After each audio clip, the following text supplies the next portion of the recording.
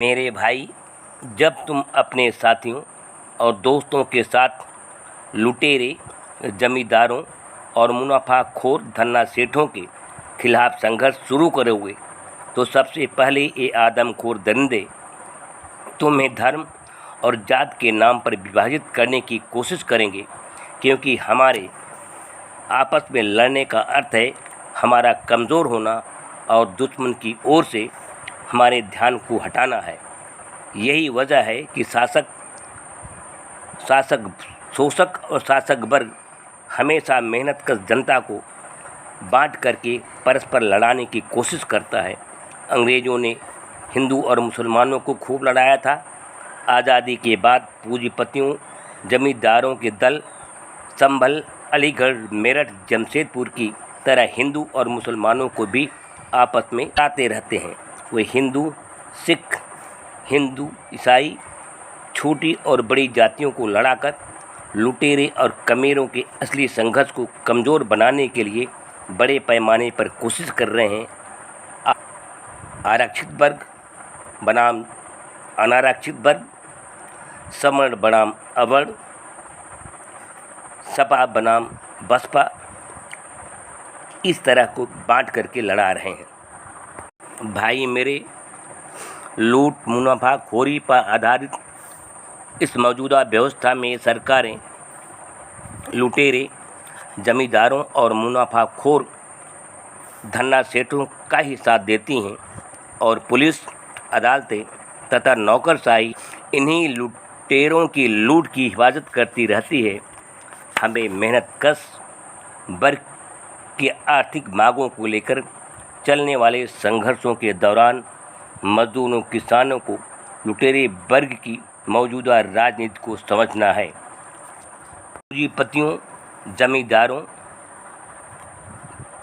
और राजशाही की पार्टियों के असली चरित्र को बेनकाब करना होगा और प्रजातंत्र की हकीकत, अडानी अंबानी के तंत्र को पर्दाफाश करना होगा। भाई मेरे, आप पुलिस, सेना और नौकरशाही के व्यापक तामझाम और भयानक दमन तंत्र को देखकर कुछ घबराहट सी महसूस कर रहे हो और यह समझ नहीं पा रहे हो कि ये निहत्थे काले कलूटे मरगिल्ले किसान मजदूर लाखों की संख्या में हथियारबंद पुलिस और सेना का मुकाबला कैसे करेंगे और किस तरह हम जेल, अदालत और कलेक्टर पुलिस कप्तान के शिकंजे से बच पाएंगे या उनके शिकंजे को तोड़ पाएंगे।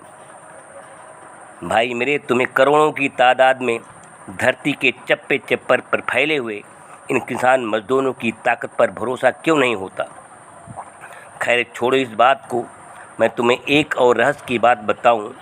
सेना, पुलिस, नौकरशाही, जेल और अदालत में तुम्हें दो तरह के लोग मिलेंगे। वे जो बेहद गरीब हैं, कठोर मेहनत करते हैं, इन्हें गिने हुए अफसर जो बड़े बड़े बंगलों में रहते हैं, ऊंची ऊंची वेतन पाते हैं, हुक्म देने के अलावा और कोई काम नहीं करते और ऐशो आराम की ज़िंदगी जीते हैं। इनमें पुलिस के सिपाही, अदालतों, नौकरशाही के क्लर्क तथा जेल के पहरेदार, जिनकी संख्या लाखों में है, किसानों मजदूरों के बेटे हैं और उन्हीं से मिलता जुलता परेशान जीवन जीते हैं। और जिन मजदूरों और किसानों को वे अपनी लाठियों, गोलियों का निशाना बनाते हैं, वे सब उनके दोस्त और रिश्तेदार भी ही तो हैं।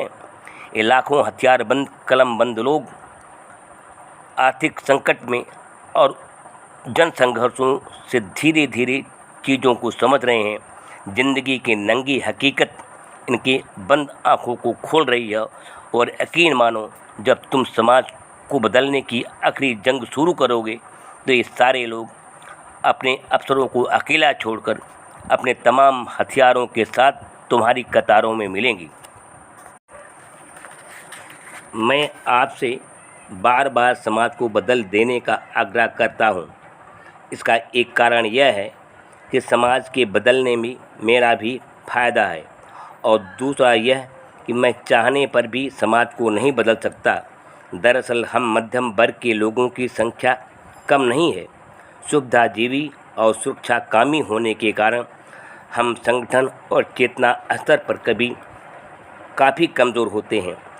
अतः समाज को बदलने के इस मुश्किल काम को करना हमारे लिए संभव नहीं होता है। तुम्हारी संख्या भी करोड़ों में है और सर्वहारा होने के कारण संगठन और संघर्ष की भी तुम में अपार क्षमता है।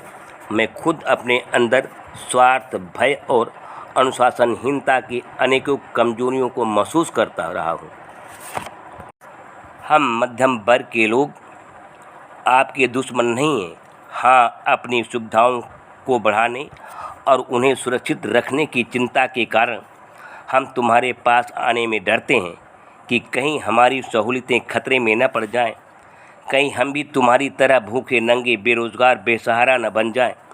दरअसल हम लोग अपनी सामाजिक स्थिति के कारण हवा के रुख के साथ बहते हैं और जब तुम संगठित संघर्षों के द्वारा शक्ति संचित करके राजनीति पर छाने लगोगे, हवा के रुख को बदल दोगे, तो हम भी तुम्हारे साथ आ जाएंगे, क्योंकि फिर तुम्हारे साथ रहने में हमारी सुविधाएं खतरे में नहीं पड़ सकेंगी। तुम्हारी विशाल संगठित शक्ति उन्हें सुरक्षा प्रदान करेगी। बंधु मेरे, इस समाज को बदल डालो, इस आदमखोर व्यवस्था को धराशायी कर दो। तुम्हारे अंदर ही इस समाज को बदलने की ताकत है। तुम ही इस समाज को बदल सकते हो और एक दिन तुम ही इस समाज को बदल भी दोगे। फिर आज ही क्यों नहीं बदल डालते? ज़्यादा दिन लाखों करोड़ों मेहनतकश लोगों को शोषण, उत्पीड़न की आग में जलने के लिए मजबूर क्यों करते हो? आओ हम इसी क्षण से इस समाज को बदलने के संघर्ष में शामिल हो जाएं और जानवर की तरह स्वार्थपूर्ण आत्मकेंद्रित जिंदगी जीने से इनकार कर दें।